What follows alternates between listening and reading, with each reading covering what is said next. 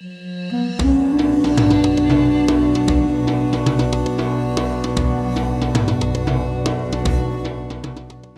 afternoon, everybody. I'd like to welcome you all to this week's Halftime Talk feature interview. I'm delighted to be joined by Ellen Wald, who is president of Transversal Consulting based in Florida, the US. And she's also a fellow at the Canadian Global Affairs Institute and senior fellow at the Atlantic Council Global Energy Center. So we're delighted to have you with us today, Ellen. Thank you for having me. Well, thank you so much for joining us. And there's a lot to talk about, of course. All things energy markets, geopolitics, which is more or less your specialty. So let's get going. Let's start by talking about the Ukraine war and its impact on energy markets. We're obviously exactly a year or so into this war, now in year two. Give us your assessment of whether you expect any different impact on energy markets from a supply point of view and price point of view in year two of this conflict, assuming obviously that it continues. I think that the war in Ukraine has definitely changed energy markets. We've seen a lot of reorganization, and I remember back when things first got started. One of the things that I had said is that it doesn't seem like Russian oil is going to come off the market, but we're going to see a lot of reorganization of the deck chairs. So, oil that used to go to one place is now going to go somewhere else. And unfortunately, I think that this has actually made markets less efficient because oil now has to travel longer distances to get where it wants to go. And any kind of restrictions that you put on the flow of oil and where it can be sold or not sold tend to make things less efficient, take longer, perhaps be more expensive. And so I think we're still seeing the fallout of that. In fact, things have reorganized. We've reordered the deck chairs fairly quickly. I think actually with yes, there's definitely price impacts and disruption, but on the whole, it actually hasn't been all that bad. But I think that every time now going forward, when we have any kind of supply disruption, for example, or if we have, so let's say we right now we're looking on the horizon with increasing demand from China. If we see a surge in demand from China affecting supply, and I know that we've heard from various very prominent people in the industry. Nasser from Aramco has said that we could very well see a supply shortage on the horizon. Once we see something like that, it's going to affect oil markets in different ways because of the way that all of the deck chairs have been rearranged due to this war and because of the sanctions. And so I think that these kinds of changes will hit harder. We're going to see more impact to prices. It'll take longer to, see things even out and react than we might normally see. So a potential issue in terms of a lack of supply, it might take longer for, the appropriate parties to be able to ramp up supply to meet this new demand and to get the oil where it needs to go. And so we might see a longer period of higher prices than we ordinarily might have expected. Okay, great. When you mentioned a few things there, China's one of them, and I wanted to get to that in terms of demand expectations. A lot of people we speak to are now kind of more or less, I'd say there's consensus that the second half of this year is when we're going to see that real demand kick in terms of anything beyond what we're seeing now. And therefore, as you mentioned, potentially some tightness. Okay, well, you mentioned the tightness possibly and price impact when that happens.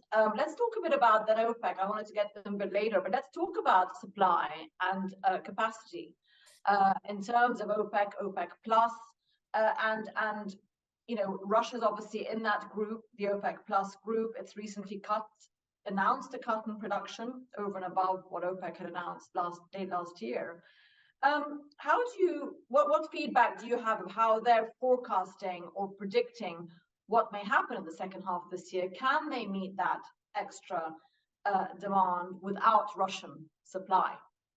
I think that they definitely can meet that. I do think that Saudi Arabia and the UAE both have spare capacity. The question is, do they want to put that spare capacity into action? Do they want to actually ramp up production? I know the UAE does want to and is willing to produce more. Saudi Arabia seems more hesitant to want to actually produce more. And then Iraq does have the potential to produce more, assuming things go okay there. But that's only a couple OPEC members, and OPEC is you mentioned, is much bigger. We have seen some positive signs from Nigeria. They've been able to increase production after their production has really fallen off for a while. So that's positive as well. But because of the whole structure of OPEC and OPEC Plus in this deal, they all have to increase production, at their particular rates, which means that, Saudi Arabia can't just, and UAE can't just ramp up production at a higher rate, say, than everybody else gets to. So it gets a little bit tricky, and they end up being kind of not able to produce quite as much as they ordinarily would to keep things fair and to keep everyone in the group kind of satisfied. Yeah. So I think let's just talk about that point. The group, the consensus within the group. Yes, OPEC have a deal at the moment, an agreement, and they've been saying that they're planning to keep this through to the end of the year. Of course, we've seen them manage the markets and manage their production very specifically, let's say, in the last 2-3 years, and they've said they will continue to do that if need be. And that surely includes tweaking those quotas before the end of the year, if necessary, to Saudi and the UAE essentially being able to fill any gap. Do you see any problem with that happening should it be needed? I mean, Saudi said it wants to balance the market, it wants stability. It's basically saying, if it comes to it, we'll do what's needed, and it's assuming OPEC members will agree.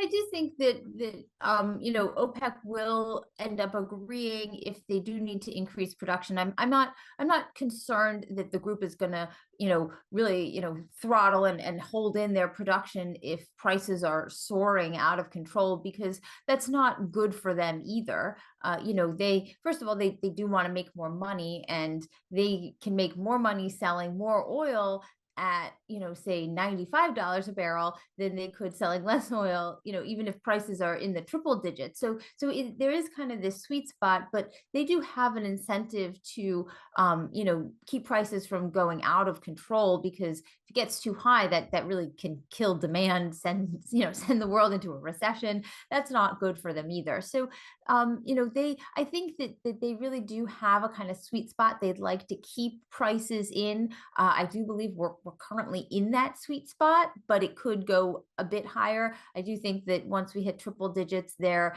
they do tend to get a little bit antsy, because people get upset when oil gets that expensive.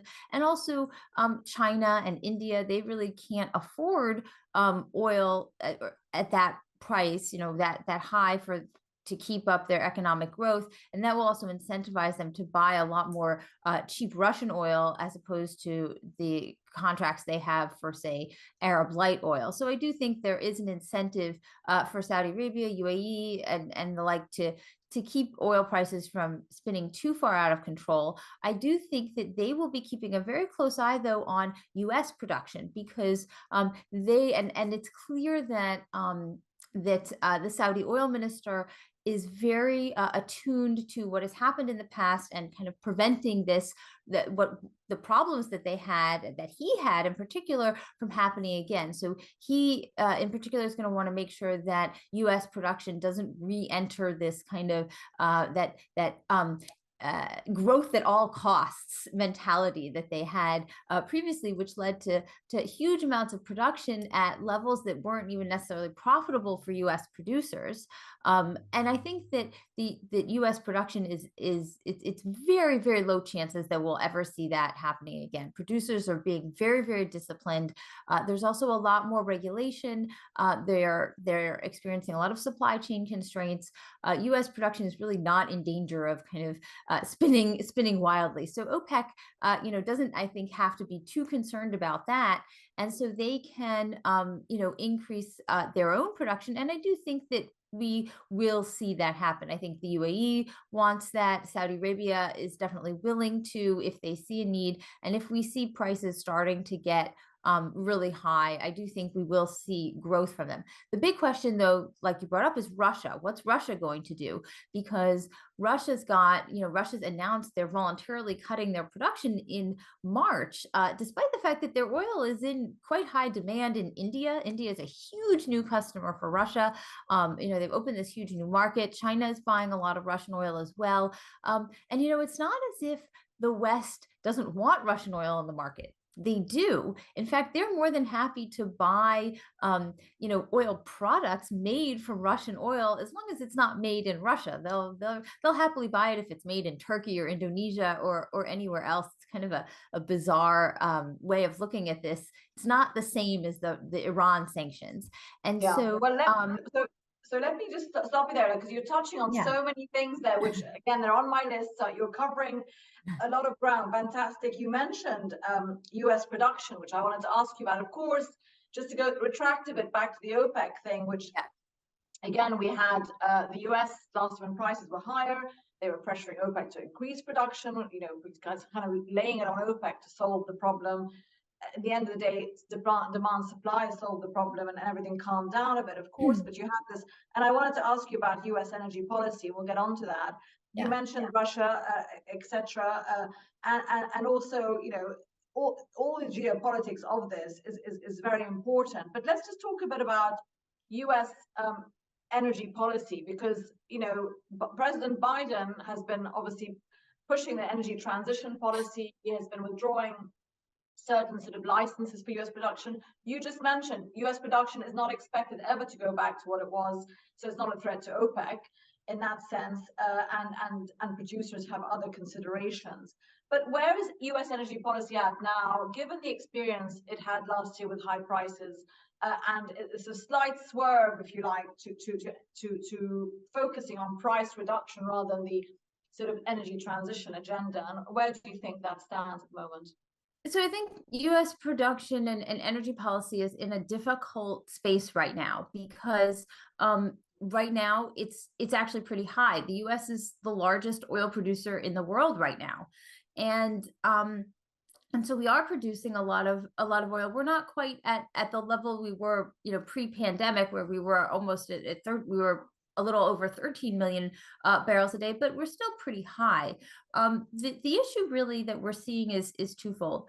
The first is that oil producers are seeing a lot of pressure from shareholders to return value. They want to see value returned to shareholders.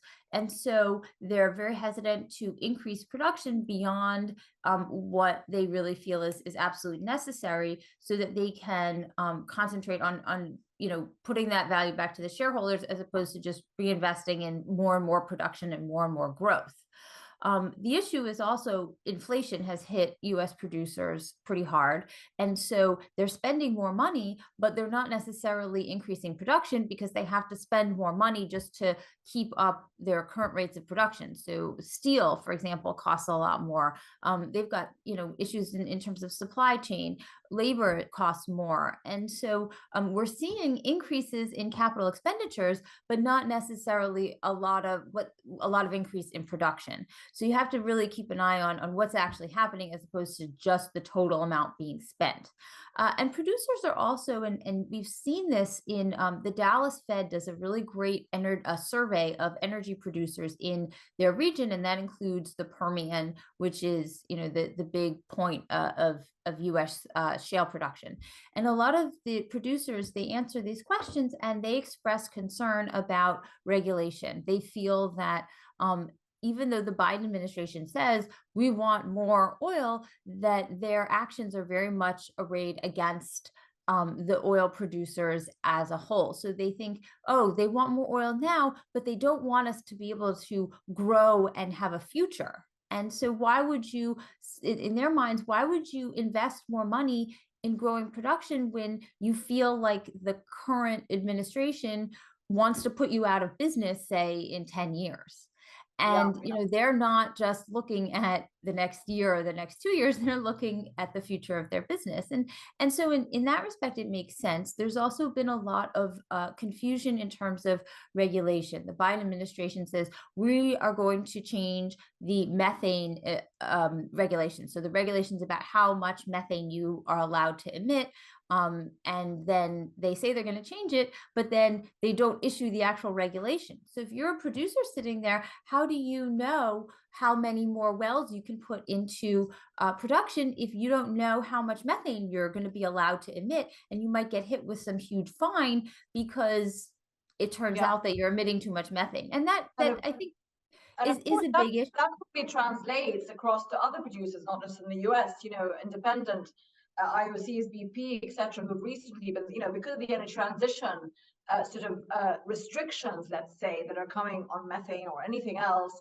Their argument is, well, they're being also called on to increase production so the world has lots of supply, but this is a 10-year outlay, isn't it?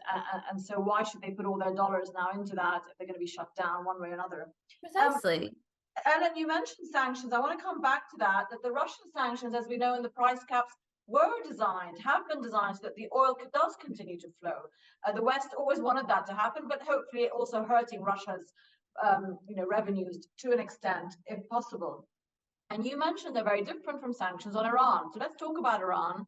We could touch on Venezuela if we can as well, but Iran, and we did see a bit of movement this last day or two on a visit being allowed by the IAEA to check, in terms of plutonium, etc., what they're checking in Iran, and who knows really what's going on. But we saw a little bit of movement the last few months, absolute, static movement there because of the domestic issues Iran's had, etc., and the JCPOA was being declared dead in the water.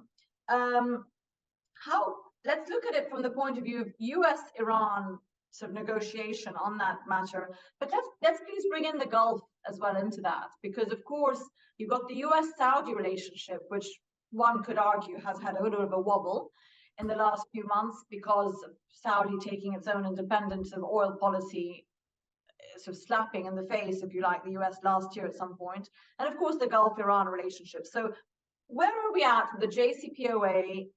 Are the Gulf countries in any way being engaged by the US to try and be part of that solution, if you like, in the end? And how much hope do you have that the deal can be reached with Iran this year? I think the JCPOA is basically dead in the water. And originally, I had thought that the Biden administration was very much incentivized to try to get some kind of deal or progress on it with Iran, because that could be seen, particularly played domestically, as a big foreign policy win for the Biden administration. But now especially with all of the focus being on Russia and Ukraine, I don't think that they have any incentive, in fact, to push for this. I don't think that is going to play really at all with the American people as we approach, a presidential election. The race is going to start to heat up. Yes, voting doesn't actually happen until November of 2024, but things start to heat up a while out. So I don't think there's really any incentive politically there, because the big focus in Washington is really on the Russia-Ukraine, and I wouldn't expect to really see any movement in that, unfortunately, because I do think it would be a very positive thing for the entire region if we could see, some sort of resolution regarding Iran's, nuclear issues. It would be very positive for the entire Gulf region, but I really don't see any impetus for the U.S. to pursue that at this point. What about Iran's impetus? Because it's under extreme economic pressure, isn't it? Increasingly so because of these sanctions. Domestic, it's obviously having a very hard time. Any incentive for it to somehow open the door, or no? I don't see any incentive, better incentive for Iran now than I did several years ago, unless they feel that the only reason I would say it's possible is if they think that a new president from the US would be much harsher on them than the current one, though the truth is that even if they get some kind of deal with the Biden administration, unless it is a treaty that is actually ratified by the Senate, and that has to be with 2/3 of the Senate has to ratify it, and the Senate is very divided right now. The next administration could just undo the whole thing. So from Iran's perspective, I think they're looking at this and they're saying, why would we ever negotiate with these people? A new president just comes in and scraps the whole thing, because there's as happened obviously last time, as is yeah. what happened to So Trump. yeah, from their perspective, I don't think they have much incentive to negotiate, and I think that's why we've seen an increase in their in their nuclear program. In fact, because they say, hey, there's no reason, we don't have any reason to trust that anything that we negotiate at this point will be carried out beyond the current administration. Okay, do you think that the US-Saudi relationship has changed in any way in the last 2-3 years? Yeah, that's a great question, because there was that and you referred to that tiff that happened over OPEC policy, and it was very interesting because the truth is there was a very minor issue in terms of production cuts. The cut that OPEC pushed through, that the Saudi Arabia pushed through, was very minor in terms of the amount of oil that actually came off the market. And that it was really it was more, but Ellen, sorry to interrupt you. Yeah, and actually they were right to do it in hindsight, because we saw completely demand. But it was proven more the message, wasn't it? It was more about, well, we're going to do what we like, and that's kind of a new attitude, isn't it, from Saudi itself? What's interesting, and I actually looked into some historical examples in the past. I wrote a piece about this, and this wasn't the first time that Saudi Arabia has put into place oil policy that the U.S. did not want. That happened during the Clinton administration as well. Also, very famously happened in the 1970s when Saudi Arabia participated in the oil embargo against the United States. But the interesting thing that we saw, I think, that was different between when this happened in the 1990s and now, was the US reaction was very public. I mean, we saw a complete, they were out in the public admonishing the Saudis, calling them out. And this is something that is very different, because during the Clinton administration, it was all done quietly. The pressure, they expressed their dissatisfaction with Saudi oil policy quietly, just through diplomatic channels, and none of it happened really in public. And and so the Clinton, Bill Clinton never got up and said, Saudi Arabia, we need you to produce more oil. But that's what we saw happening. And so with everything out in public, I think that really is a significant change, particularly because for the Saudis, what happens in public is very important for them. Their image is very important. And so when the Biden administration kind of stuck their heels in and made these very public pronouncements against them and said, there will be consequences. There were never any consequences. There were never any consequences in the 70s. There weren't any consequences in the 90s. And the truth is, there were no consequences now. There's nothing really the Biden administration could do, or that they would want to do. There are things they could have done, but they choose not to, because they feel that the fallout would be even worse. So it was a very public spat that had very little effect. And the Saudi Arabia was proven correct in their policy. They read the market just right. And the truth is that the higher prices at that exact time did not have a negative effect on the Democrat Party's chances, in the midterm elections, which I think is what they were most concerned about. And so I think that it could have been a slightly humbling experience for the Biden administration, but it won't be.